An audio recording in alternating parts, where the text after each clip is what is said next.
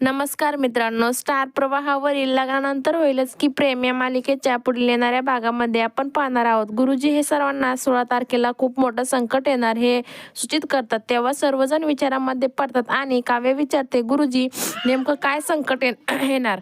तेव्हा गुरुजी बोलतात, आता त्या संकटाची सुरुवात देखील झालेली आहे आणि सर्वजण हे घाबरलेले असतात. त्यानंतर आपण पाहतो जीवा हा नंदिनीसाठी एक स्पेशल गिफ्ट आणतो आणि ते गिफ्ट उघडून पाहिल्यानंतर त्यामध्ये अतिशय सुंदर अशी साडी असते आणि ते पाहून नंदिनी आनंदित होते.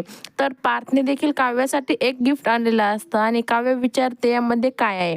तेव्हा पार्थ हा बोलतो आपल्या जीवनाचा अर्थ आणि काव्या देखील ते गिफ्ट उघडून पाहते. तर काव्या अर्थ असे एक नाव नेकलेस बनवून आणलेले असते आणि हे पाहून काव्या देखील अतिशय आनंदित होते. तर तिकडं आपण पाहतो रम्या आणि वसुंधरा या काव्याच्या बॉयफ्रेंडचे CCTV फुटेज चेक करत असतात आणि तेव्हा वसुंधरा या आश्चर्याने रम्याला बोलते, रम्या परंतु यामध्ये तर मला काव्याचा बॉयफ्रेंड दिसतच नाही, यामध्ये तर फक्त तो जीवा आहे. आणि रम्या बोलते, आई तुला कसे समजत नाही, हाच काव्याचा बॉयफ्रेंड आहे. तेव्हा दोघींनाही खूप मोठा धक्का बसतो. आता पुढे येणाऱ्या भागामध्ये रम्या व वसुंधरा कशा प्रकारे जीवा व काव्याचा भूतकाळ सर्वांच्या समोर आणणार हे पाहणं अतिशय रंजक ठरणार आहे. लग्नानंतर होईलच की प्रेम या मालिकेच्या सर्व अपडेट्स बघण्यासाठी आमच्या चॅनलला लाईक करा, शेअर करा आणि व्हिडिओ आवडल्यास सबस्क्राईब करायला विसरू नका. धन्यवाद.